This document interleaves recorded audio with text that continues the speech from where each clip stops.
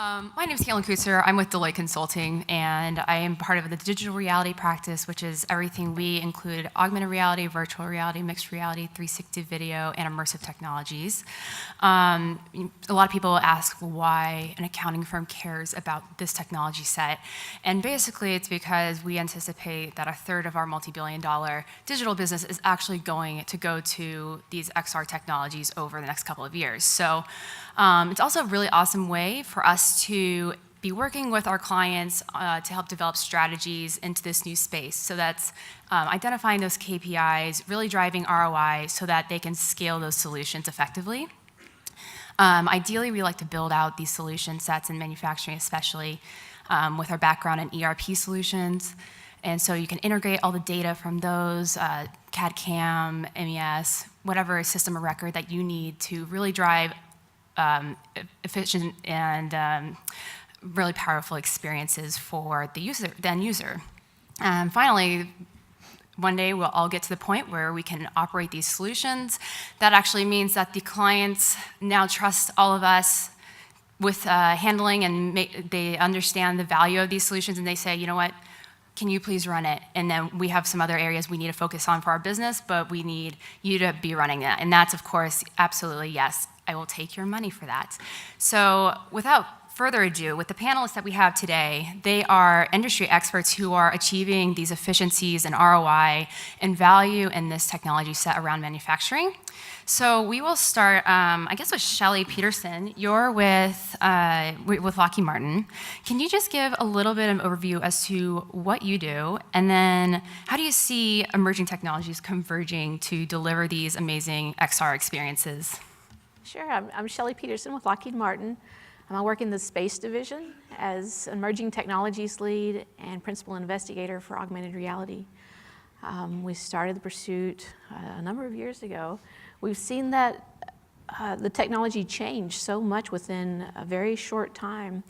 The emerging technologies that are surfacing and being integrated are resulting in solutions that we're using today out on the production floor.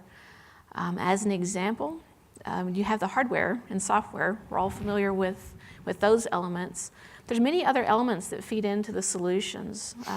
There's model decimation, or technologies that surface that take the place of the need to decimate models. When we're working with massive models, it must be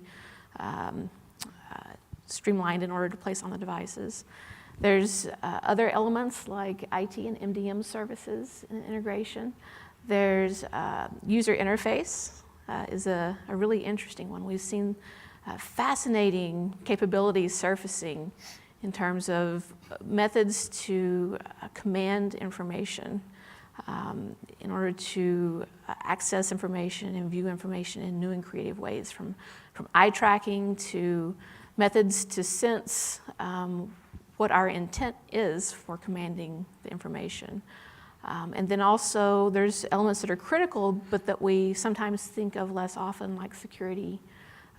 For us within Lockheed Martin, security is critical.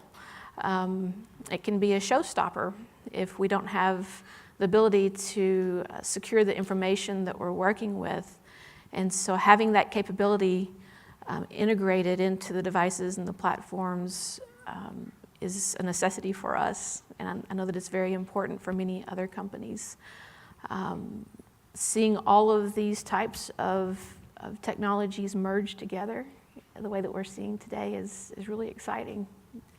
And it takes a lot of coordination, of course. So I will go to the next panelist, Gizeh Ibanez. You're with Johnson & Johnson and strategy.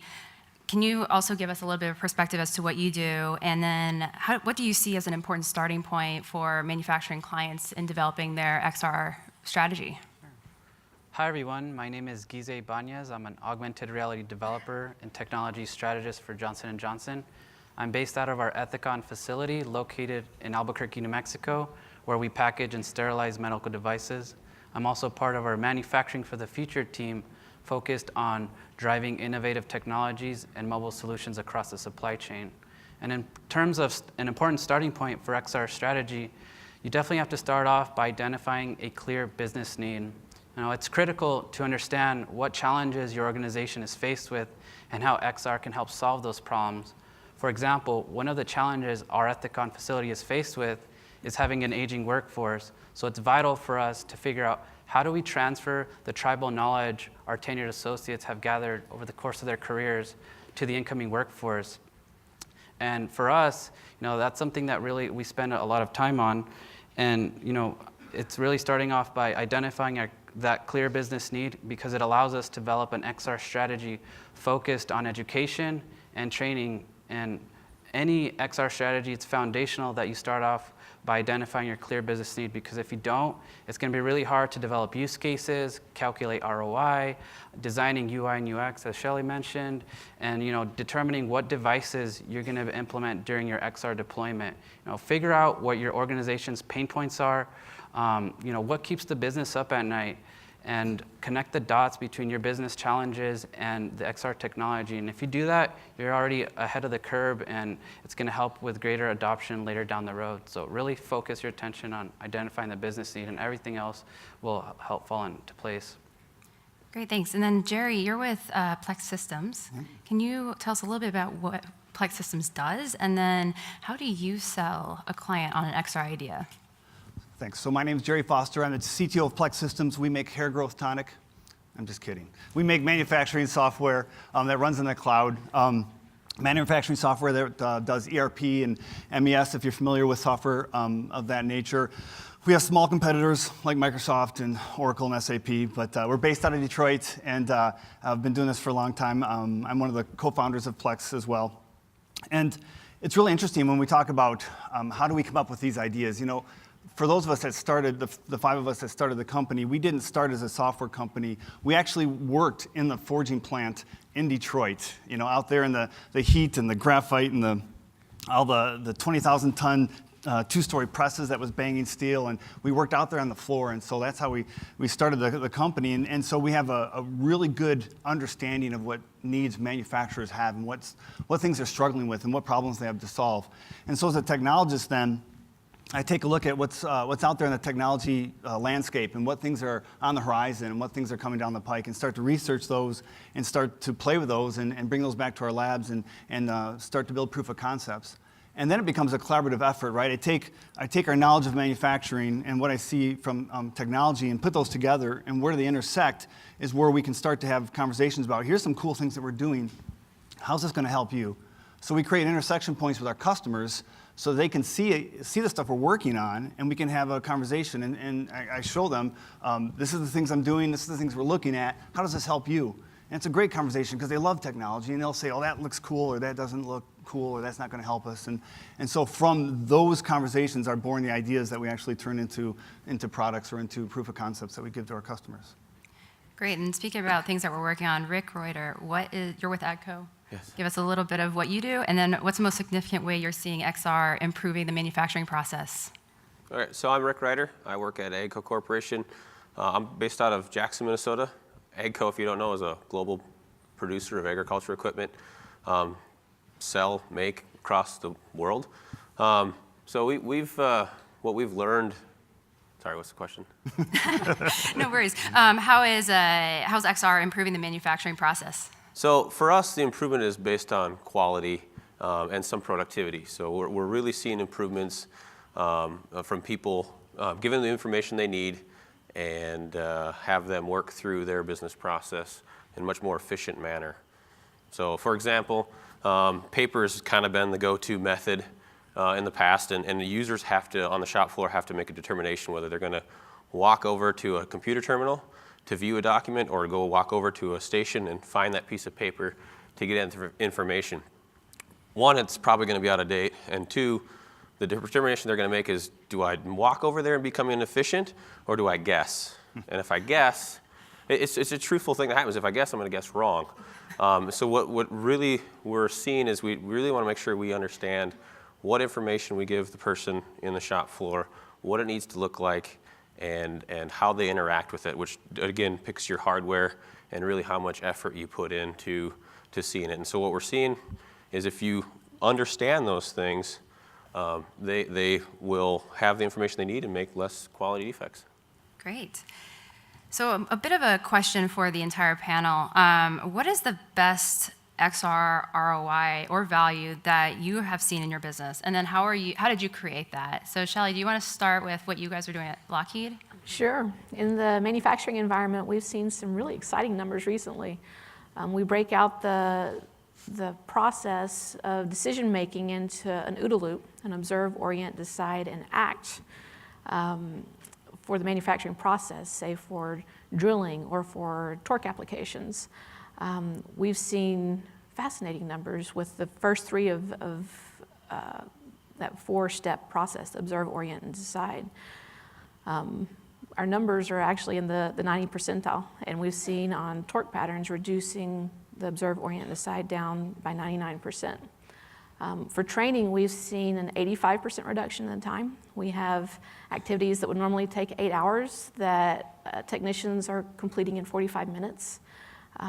We have seen some interesting numbers in very experienced technicians compared to technicians who are new to the specific process. We can reduce the times down to about the same work effort time regardless of the skill set, which is also very exciting in terms of interpreting the data, or the ability not to have to interpret the data. You have everything that you need readily available. The overall time for manufacturing, say for a torque pattern, we've reduced by 50%. That's across all four of the blocks, observe, orient, decide, and act. So we're very excited with what we're seeing there. How did you, is that the OODA loop, is that part of your industry standard for Lockheed, or is that something you guys created? It's developed by the Air Force, by Okay. John Boyd, who was an Air Force colonel, I believe it was in the 50s or 60s. Very good, okay. And that's just something that you guys implement now. Right. It's used in manufacturing for decision Fantastic. And Gizeh, you were talking about some of the aging workforce. Do you want to talk around how you've obtained ROI for that? Right. So as I mentioned before, our biggest challenge is figuring out how to transfer that tribal knowledge to the incoming workforce. And we're seeing really big increases in reduction in training and time to completion. Specifically with XR, we can develop AR experiences that provide visual step-by-step instructions to our workforce. And so with that, an example is we have a microbiology lab where they have to disassemble medical devices, and depending on the product code, it usually takes them 1 to 6 hours. And by providing them AR experiences, we're seeing significant drops in reduction in training and human errors, and specifically, over the 50% in terms of training, which is just fantastic and huge. And obtaining those numbers, really we have to.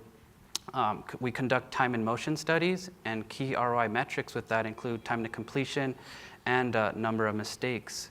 Give me 1 second. One example.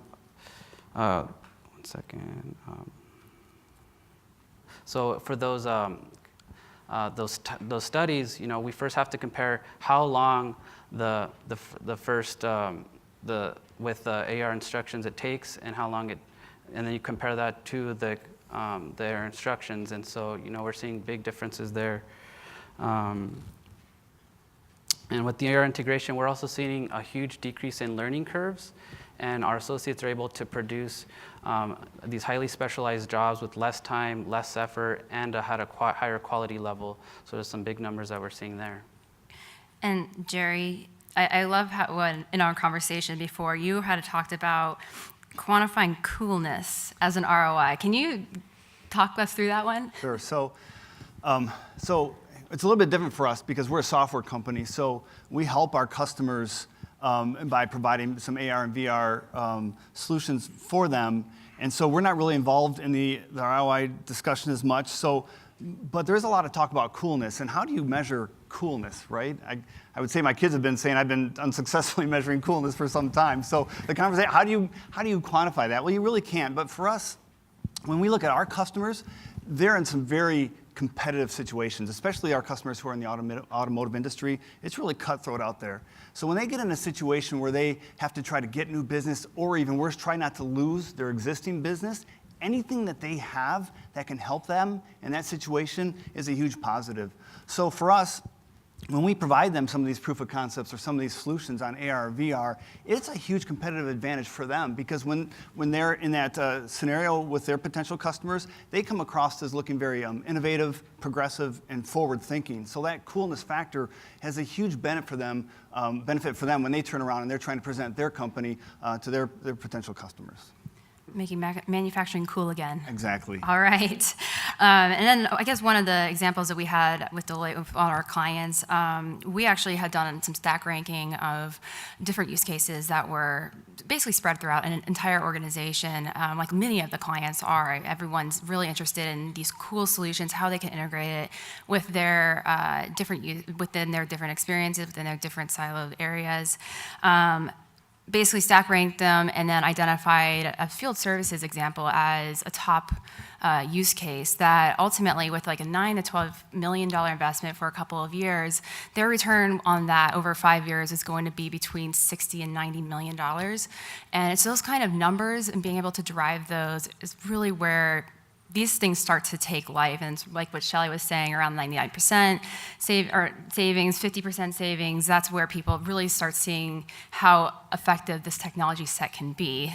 And so on that note, you know, we're kind of getting, we're getting all the benefits from this, but there's some lessons learned to this. So Rick, what are some of the best lessons that you guys have learned to date?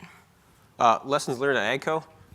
Go in it, and that's kind of the approach we took. So it's not like we had many pitfalls on the large rollout strategy, but the culture we have at the Jackson, Minnesota facility is problem solving. So we actually started really early. I don't know if you guys know the AGCO story of how long we've been using informed reality variant of XR. But we went into it really not looking for this as a solution. It ended up being the solution. So we just generally had a problem of trying to find a way to provide information, meaningful information, to people in all the facets of assembly and inspection, which is what we do when we're building these large tractors. There's just so much information, low volume, big. I just can't put panels and TVs around people and have them look things. I can't have them walking to computers to check, oh, does this unit have this option or doesn't it? Or did I check that or didn't? Or maybe tomorrow when I come in, I'm doing somebody else's job. Where did they leave off? What was the last thing they torqued? I don't know those things. And all those lead, again, to quality defects. So our lessons learned is really find the business need and then exploit it, really. Listening to all levels of management. In fact, I think this, maybe I'm stealing somebody's thunder because I know we talked about this earlier in discussion, but our high-level senior staff, site lead, was on board right away. Shop floor employees, the cool factor happens there. We got some 60-year-old assemblers on the floor who get to go home and tell their grandkids they're wearing Google Glass, and I think that's the most awesome thing.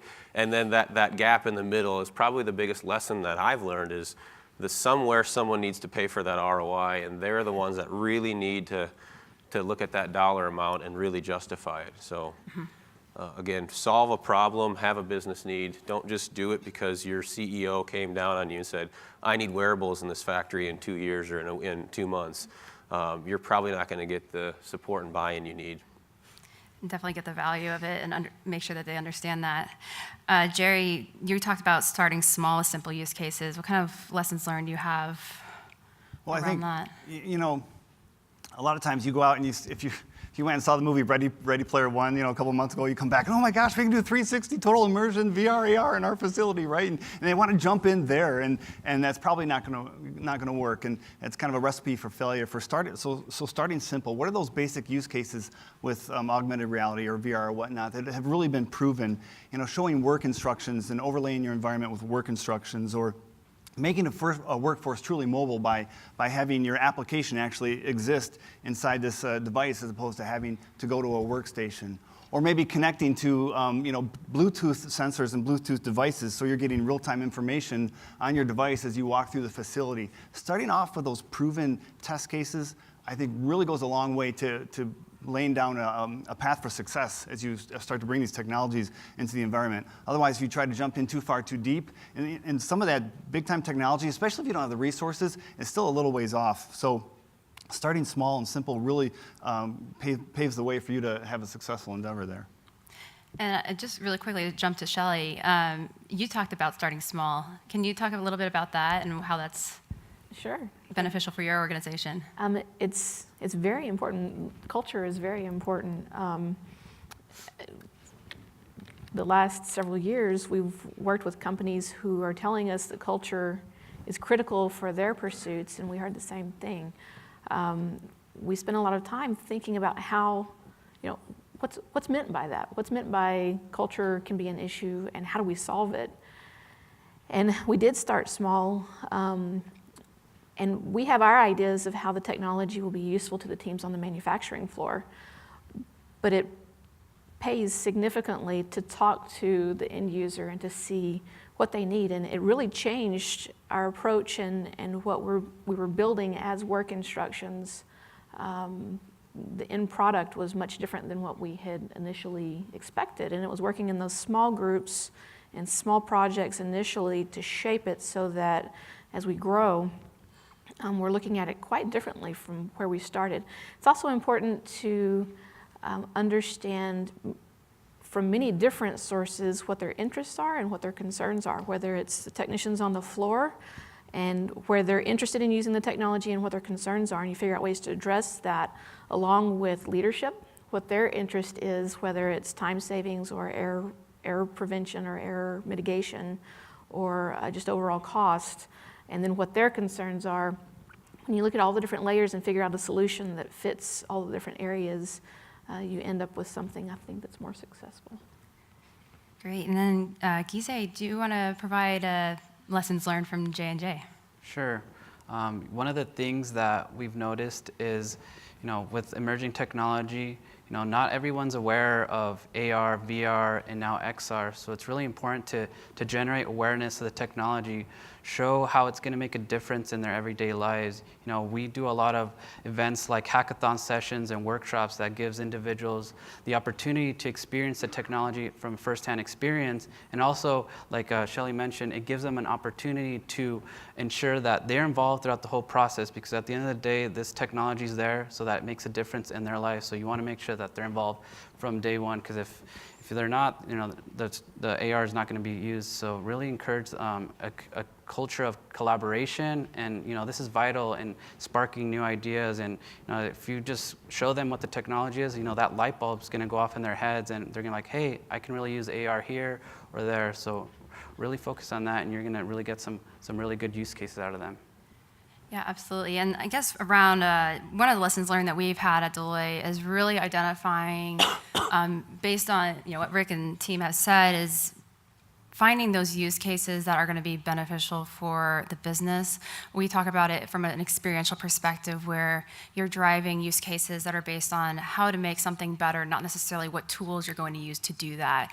And if you look at it from that kind of focus perspective, then you can start really expanding the aperture of what we can develop in this technology space, and not just be looking at the near-term technology that's only available, because we all know that this is going to become exponentially better technology set in the next 5-10 years. So last question for us before we get into a couple other questions with you guys.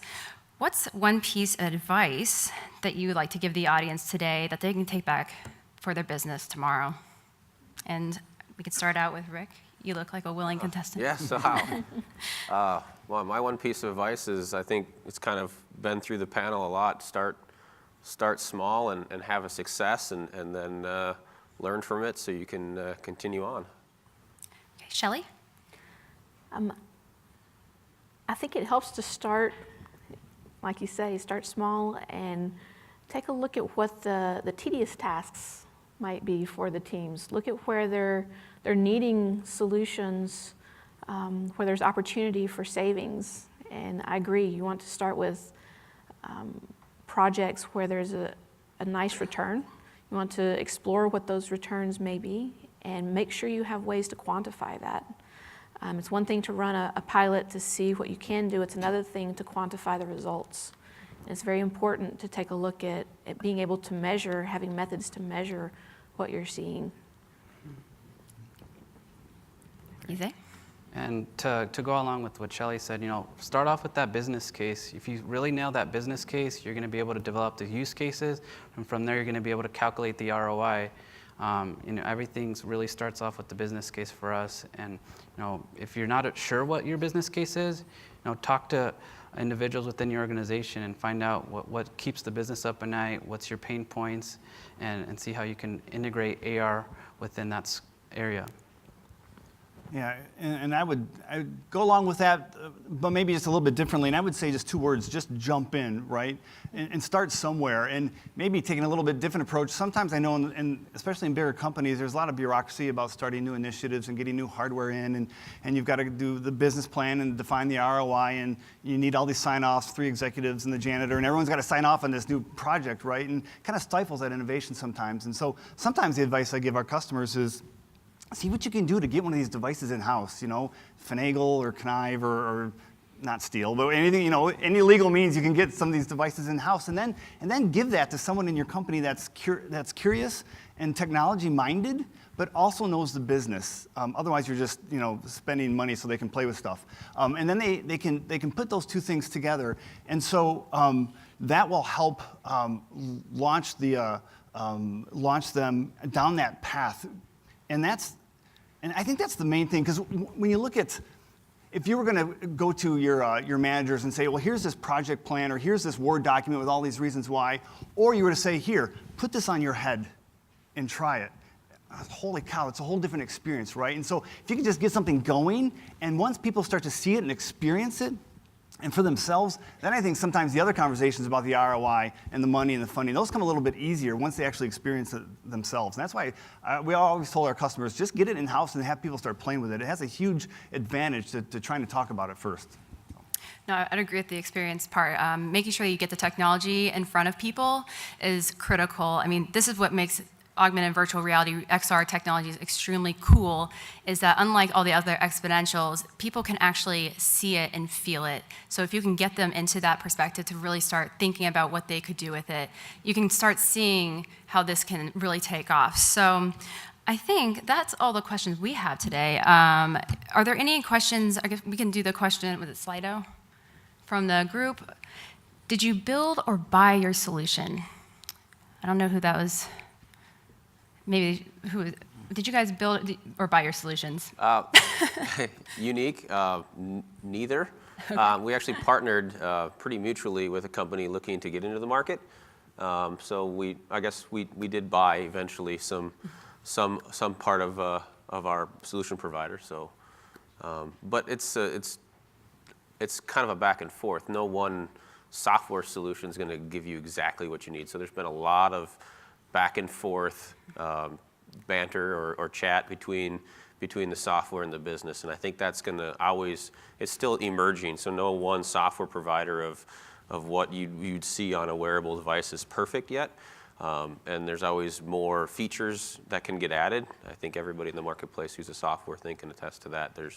Everybody's adding features I think that everybody else has now, and they're all starting to see why, and that'll continue. So. Buy. So we buy the hardware, but then we actually build the software part of that. So we want it to integrate with our manufacturing software. So we're all about building the software hooks and integration with whatever capabilities that device offers with our manufacturing software. And that's what we give to our customers, and that's what makes it so appealing, is because it fits right into their ERP software that they get from us, and now they can use this VR or AR device seamlessly or natively with the software that they're already using. And we buy the hardware, and we buy the software platform and the elements around that. We use AR devices along with the Scope AR platform, the WorkLink platform. It's much easier for us than when a new device comes out. We have a solution that's relatively device agnostic, which I think is also very important to keep an eye on. Along with the modeled estimation software, but then we build the work instruction scenarios in-house. We also buy the hardware and solution, but one thing I want to point out too is if you're just getting into the AR space, there's a lot of companies that offer trial versions of AR. So there's PTC, Scope AR, and Wikitude, and if each of them has their pros and cons. So I encourage you guys to look at those too. And there's a lot of great technology out there, so you can try out. And I think one of the questions that actually flows right from that question is, how do you design the solutions that are going to survive the consolidation among those vendors in XR space?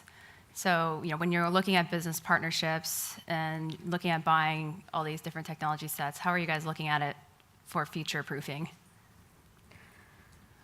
It's tough because in 2014 when Google Glass first came out, right, and everyone was like, oh, this is cool. Then all of a sudden everyone soured on it. We'd actually brought that into the enterprise and actually built a solution on Google Glass that our customers were actually starting to use, very interested in, and we were just about ready to productize that, and Google pulled the plug. And we're like, well, crap. Now what do we do?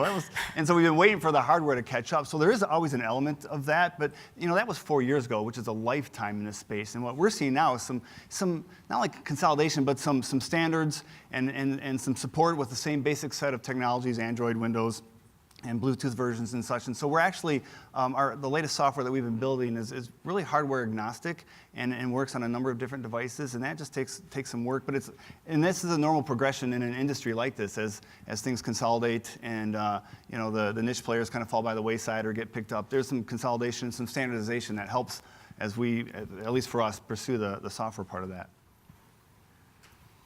Anyone else want to answer the question? How are you future-proofing your solutions? The answer to that question, there's not a cookie cutter quick answer, and it's something that we could talk about for a long time. I'll just say that we are, and we're being very strategic in what we do for trying to future-proof. If you'd like to talk about it more, I'd be happy to discuss it in the sidebar, is where I'll have to go with that one. Sure. And next question was, how many XR units do you have in operation in your facilities? And Shelley, I know you were saying that that's kind of under wraps for you. Yes, it is. Does, I guess, Gizeh or anyone else want to disclose that information? Well, like I said, we're a software company, so that's not directly for us. Hundreds. There you go. There. Good answer. At Shelley, what is the key lesson from your POV when introducing new technology like XR into the existing legacy? This is a good question. process? So it's one thing to start with a new system or product and build augmented reality solutions, augmented reality work instructions from the start of a program.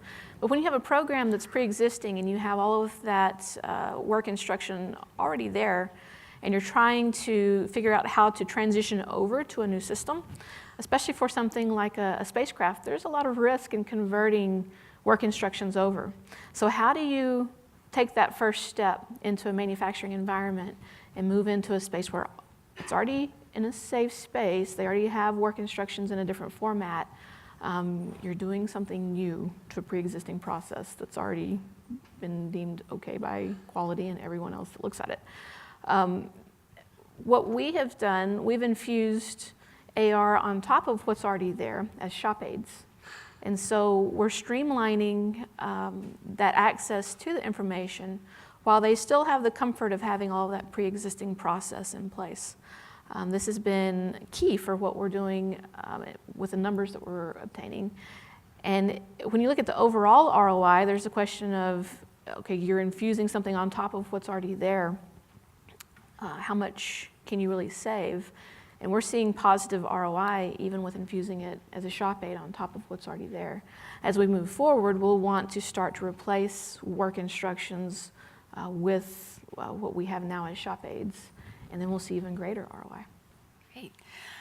Next question is, how many different AR, VR dev teams do your organizations have, or is there a different team targeting marketing use cases versus manufacturing use cases, et cetera?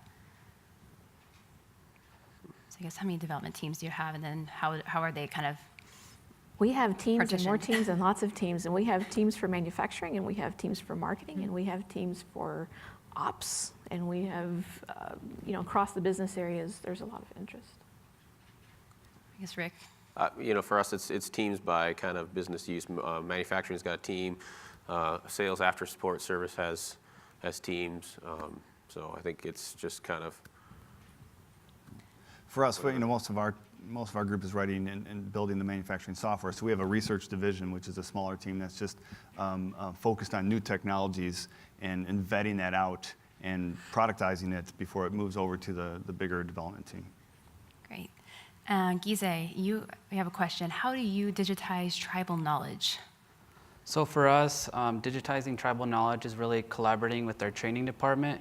One of the challenges that we're having is, as we introduce new technologies such as Google Glass and AR, that's not traditional training manuals or training for our industry, especially since we're in a regulated industry. So we really have to work with our training department to figure out how we can incorporate that type of new training within our environment. So working with your training department, figuring out what type of education you want to use, whether it's with Google Glasses, AR, VR. So those are some things that you want to take into consideration. Great. And they now have our names on the screen, so I think we're getting the hook. But thank you, everyone, for coming in after lunch. Hope you guys had a good session, and then please feel free to ask us any questions afterwards.